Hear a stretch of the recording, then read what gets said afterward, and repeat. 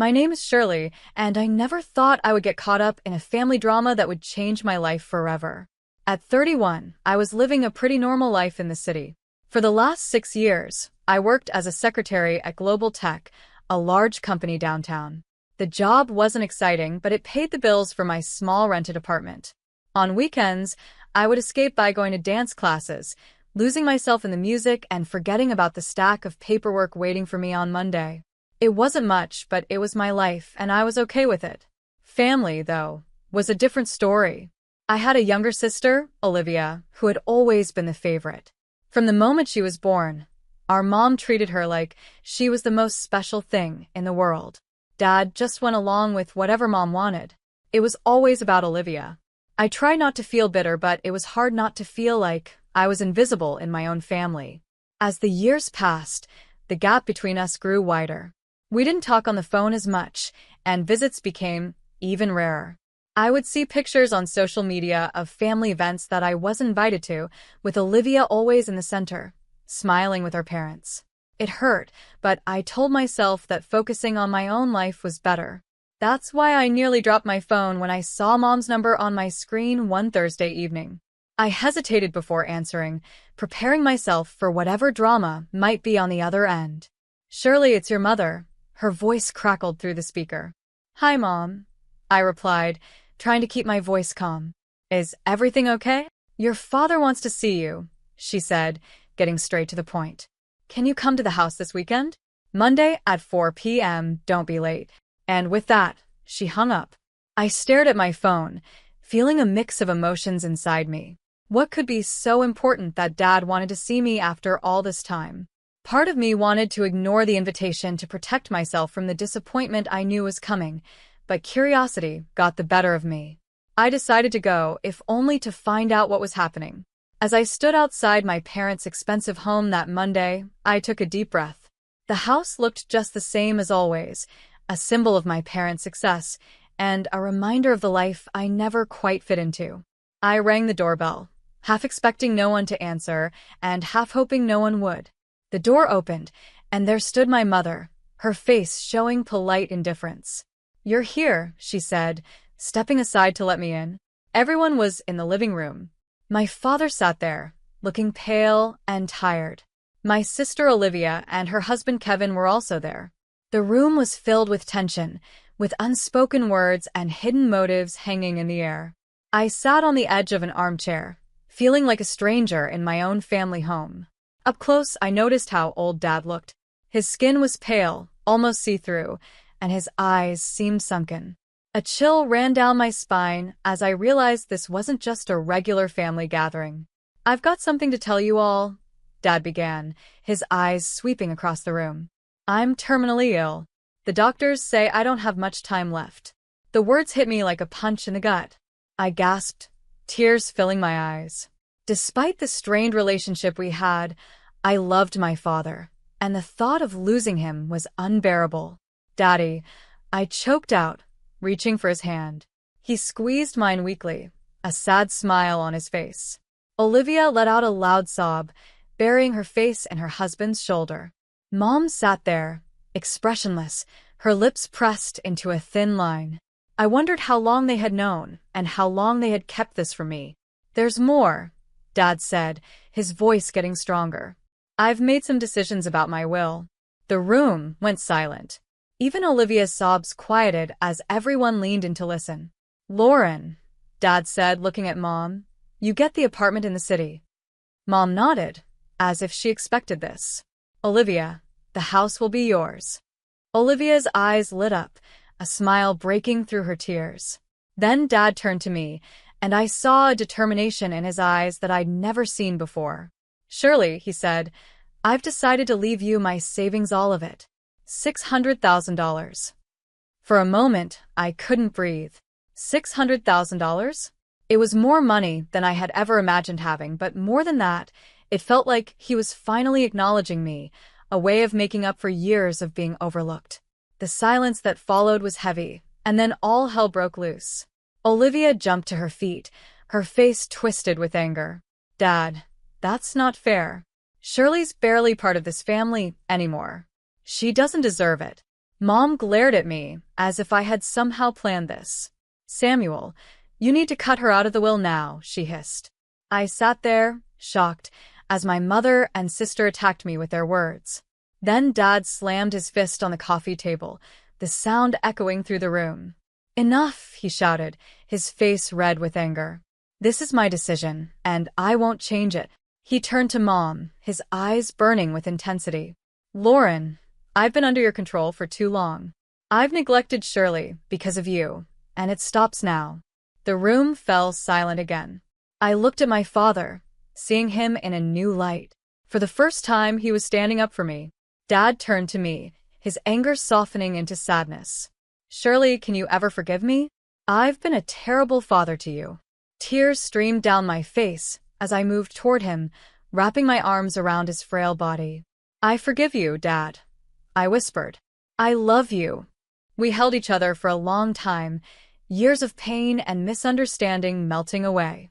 When we finally let go, Dad looked exhausted. "I need to rest now," he said, slowly getting to his feet. "Shirley, thank you for coming." As Dad left the room, the atmosphere changed. Mom stepped forward, her face filled with barely hidden fury. "Listen here, Shirley. You need to do the right thing and give up your share of the inheritance." "No," I said, my voice stronger than I felt. "I won't give it up. Dad wants me to have it, and I'm going to respect his wishes." Olivia's face twisted with anger as she stepped closer, jabbing her finger at my chest. "You'll regret this, Shirley. Mark my words." Over the next 3 weeks, my phone buzzed constantly with messages from Mom and Olivia, each one demanding that I give up the inheritance. Their tone grew more hostile and threatening with each message. I ignored them all, focusing on my work and my dance classes, trying to find some sense of normalcy. Then, on a gray Thursday morning, I got the call I had been dreading. Dad had passed away in his sleep. The funeral was a blur of black clothes and somber faces. Mom and Olivia put on a show of grief, wailing dramatically and clutching each other.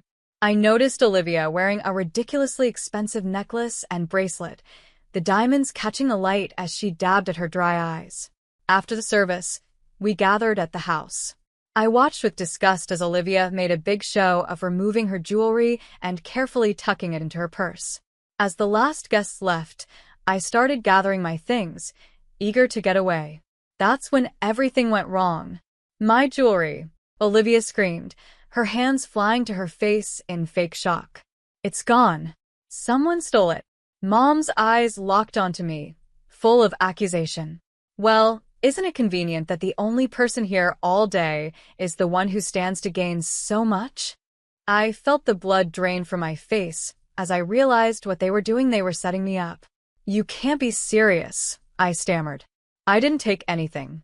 Olivia's husband stepped forward, his voice dripping with fake concern. "Then you won't mind showing us what's in your purse, right, Shirley?" I clutched my bag tighter, my mind racing. I knew I was innocent, but I had a bad feeling that wouldn't matter. "No," I said firmly. "I don't have to prove anything to you." Olivia's husband pulled out his phone. "Then you leave me no choice. I'm calling the police." As he dialed, I saw a triumphant smirk flash across Olivia's face. In that moment, I realized just how far they were willing to go to get what they wanted. I stood frozen, my heart pounding, as 4 officers entered the house. Olivia immediately started a tearful story about her stolen jewelry, playing the part of the grieving daughter who had been victimized on the day of her father's funeral. "Officers," Olivia's husband said, his voice thick with fake concern, "we have reason to believe Shirley may have taken the jewelry. She's refusing to show us what's in her purse." The older officer turned to me, his face unreadable. "Ma'am, would you mind opening your purse for us?" I felt trapped, knowing that whatever happened next wouldn't end well for me. With shaking hands, I opened my purse. The officer looked inside, and his expression hardened. "Ma'am, I'm going to have to ask you to come with us," he said, pulling out Olivia's necklace and bracelet from my purse. The world seemed to spin. "This is impossible," I stammered. "I didn't take these. I'm being set up." But my protests were ignored. Mom and Olivia started shouting, calling me a thief and a liar, hurling insults that cut deeper than any knife. As the officers led me out, I caught a glimpse of Olivia's smug smile hidden behind her hand as she pretended to cry. At the police station, I sat in a cold, bare interrogation room, still wearing my funeral clothes, trying to make sense of what had just happened. Hours passed, and then the door opened. To my surprise, it wasn't a police officer who walked in, but my mother. She waved off the officer standing guard, insisting she speak to me alone. As soon as the door closed behind her, Mom's attitude changed completely. The grieving widow was gone, replaced by a cold, calculating woman I hardly recognized. "Listen carefully, Shirley," she hissed, leaning in close. "You have one chance to fix this mess. Give up the inheritance, sign it over to Olivia, and all of this will go away, the charges, the scandal, everything." I stared at her, disbelief mixing with a growing sense of betrayal. "You set me up? Your own daughter?" Mom's laugh was harsh and without any warmth. "Oh, please. You stopped being part of this family a long time ago. Now you have a choice. Give up the money, or we'll make sure you go to prison. Think about it, Shirley. A thief who stole from her own sister at their father's funeral, your reputation will be ruined. You'll lose everything." I felt sick to my stomach as the full weight of their betrayal hit me. "No," I said, my voice barely a whisper. "I won't do it. I didn't steal anything, and I won't let you blackmail me." Mom's eyes flashed with anger. "You ungrateful little rat," she spat. "I hope you enjoy prison. Everyone will know what you did stealing from your own family. You'll be nothing but a criminal, a disgrace." With that, she turned and slammed the door behind her. I sat there, stunned, as tears streamed down my face. The reality of my situation began to sink in. Later that night, I was released on bail, stumbling out of the police station into the cool night air. My phone buzzed with a message from my boss at Global Tech. My stomach dropped as I read it. "Shirley, I've heard some disturbing rumors. Until the situation is resolved, I think it's best you take some time off, paid leave, of course. I believe in your innocence, but we need to protect the company's reputation. Take care." I leaned against the cold brick wall of the station, feeling my world crumbling around me. In just one day, I had lost my father, been betrayed by my family, arrested, and now I was on the verge of losing my job. The next morning, I woke up with a renewed sense of purpose. With trembling fingers, I searched online for private investigators nearby. One name caught my attention: Paul Mescal, a former police detective turned private investigator, known for solving tough cases. I made the call, my voice steadier than I expected as I explained my situation. "Miss Daniel," Paul said after I finished, "this is a delicate situation. Family conspiracies are hard to prove, but if what you're saying is true, we'll find evidence. It won't be cheap, though." I thought about the inheritance I was fighting for. Money's not an issue. I need to clear my name and expose what they've done. The last weeks were a blur of secret meetings with Paul, anxious waiting, and sleepless nights. I threw myself into my dance classes on weekends, desperate for any distraction from the constant worry. My phone stayed silent, no calls from work, no more threats from my family. The silence was almost worse than the conflict. Then, one rainy afternoon, my phone rang. It was Paul. "Shirley," he said, his voice serious, "I've got news, but you're not going to like it." My heart sank. "What is it, Paul?" He sighed. "I've been following your mother and sister, trying to catch them talking about the inheritance or the theft, but they're careful, too careful. They never discuss it in public, and I can't legally bug their homes." I felt the last bit of hope fading. "So that's it? There's nothing we can do?" "Not exactly," Paul replied, a hint of hesitation in his voice. "I did find something, but it's not directly related to your case. It's about your sister." I sat up straighter. "What about her?" "She's having an affair, Shirley. I have photos of her going into a hotel with a young man, definitely not her husband. I also recorded some of their conversations, and let's just say they're not flattering to her husband." For a moment, I sat in stunned silence. Then, slowly, a plan began to form in my mind. "Paul," I said, my voice low and determined, I need you to send me everything you have on this, and I mean everything." As soon as I hung up, I sprang into action. I spent the next hour going through the photos and recordings Paul sent, my mind racing with possibilities. Finally, I made a decision. I picked the most incriminating photo, my sister entering the hotel with her young lover, and sent it to her husband's phone with a simple message. "Interested in knowing what happened next? Meet me at Alfred Coffee tomorrow at 4 p.m. The next day, I arrived at the cafe early, my nerves on edge. At exactly 4 p.m., Olivia's husband walked in, his face a mix of barely contained anger and curiosity. "What's this about, Shirley?" he demanded as he sat down across from me. I took a deep breath. "I think you already know, Kevin. But what you've seen is just the beginning." Over the next hour, I laid out everything. I had the photos, the recordings of Olivia laughing at Kevin, mocking his performance in bed, and discussing her plans to leave him once she got the full inheritance. Kevin sat in stunned silence, his face growing paler with each revelation. When I finished, he looked up at me, his eyes blazing with a mix of pain and anger. "What do you want?" he asked, his voice hoarse. I leaned forward. "I want justice, Kevin, and I think you do too. Help me prove that they framed me, and we can both get what we deserve."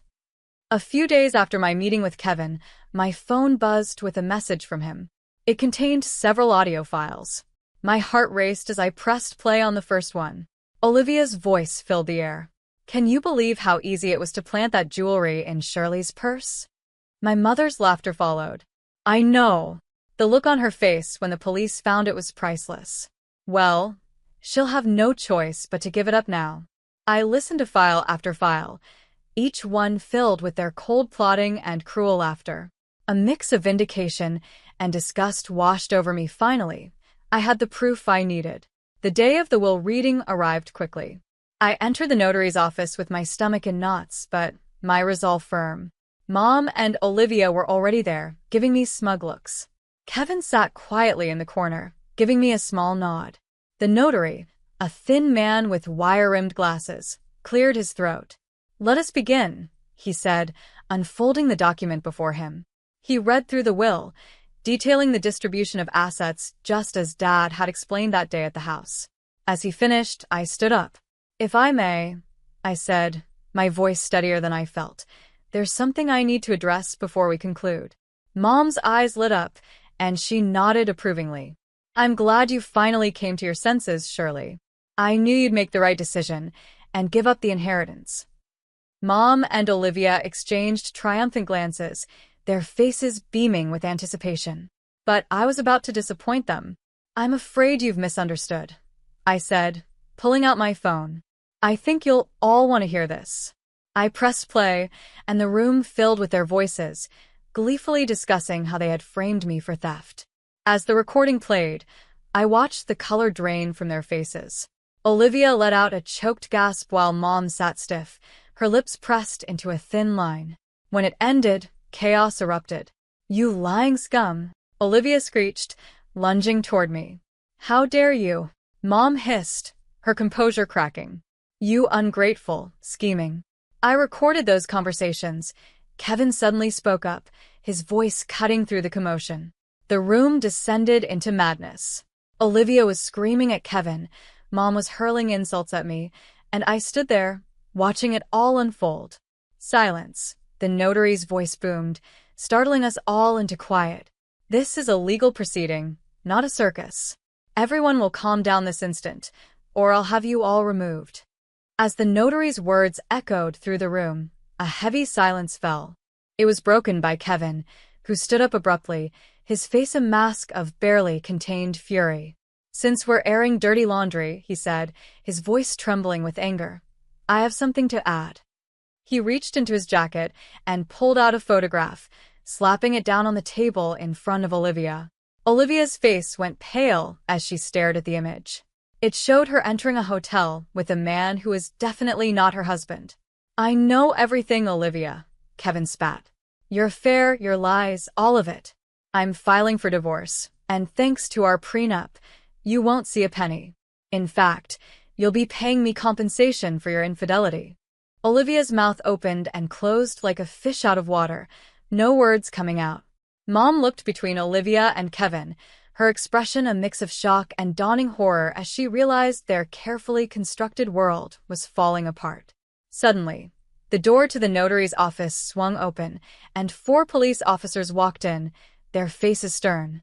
"Lauren and Olivia Daniel?" one of them asked, though it was clear he already knew who they were. Mom and Olivia looked up, tears streaking their faces. "You're under arrest for false accusations of theft and attempted blackmail," the officer continued. "You have the right to remain silent. Anything you say can and will be used against you in a court of law." As the police read them their rights and handcuffed them, I watched with a mix of satisfaction and sadness. This was justice, but it also marked the final end of our family relationship. I walked out of the office behind the police, watching as they placed Mom and Olivia into separate patrol cars. As the sirens faded into the distance, I felt a weight lift off my shoulders. It was finally over. Taking out my phone, I dialed a familiar number. Shirley, my boss's voice came through, sounding concerned. "Is everything all right?" "Better than all right," I replied, a smile in my voice. "I can explain everything now. The accusations against me were false, and I have proof." I gave him a quick rundown of what had happened. As I finished, I heard him let out a low whistle. "Shirley, I'm so sorry you had to go through all that," he said, genuine sympathy in his voice. "But I'm glad the truth came out. Listen, your job is still here whenever you're ready to come back. In fact, I'd be delighted to see you at work as soon as you feel up to it." The weeks following the confrontation at the notary's office were a whirlwind of legal proceedings and life-changing decisions. As the truth came to light, the charges against me were quickly dropped. The relief I felt was indescribable, like a heavy burden I had been carrying for months was suddenly lifted. But for Mom and Olivia, the nightmare was just beginning. They faced charges of false accusation and attempted blackmail. The trial was swift and damning, with the recorded evidence leaving no room for doubt. In the end, they were found guilty on all counts. The judge, a stern-faced woman with piercing eyes, looked down at them from her bench. In addition to the criminal penalties, this court orders Lauren and Olivia Daniel to pay substantial damages to Shirley Daniel for emotional distress and damage to her reputation. The fine was staggering. Mom's face went pale as the amount was read out, while Olivia burst into tears. In the days that followed, I watched from a distance as their lives fell apart. Mom, with no other choice, was forced to sell the apartment Dad had left her. It was a beautiful place in the heart of the city, but now it slipped from her grasp, the proceeds going straight to me as part of the damages. Olivia's situation was even more dire. The house she had been so proud of inheriting had to be sold to cover her part of the fine. I couldn't help but feel a small sense of satisfaction as I remembered Olivia's smug face the day Dad announced his will. But Olivia's troubles didn't stop there. True to his word, Kevin filed for divorce and demanded the compensation outlined in their prenuptial agreement for her infidelity. What little money was left from the sale of the house went straight to him. In just a few short months, Mom and Olivia lost everything: their comfortable lives, their social standing, their financial security. All of it was gone. They were left with nothing but the consequences of their own actions. As for me, I found myself in a position I'd never imagined.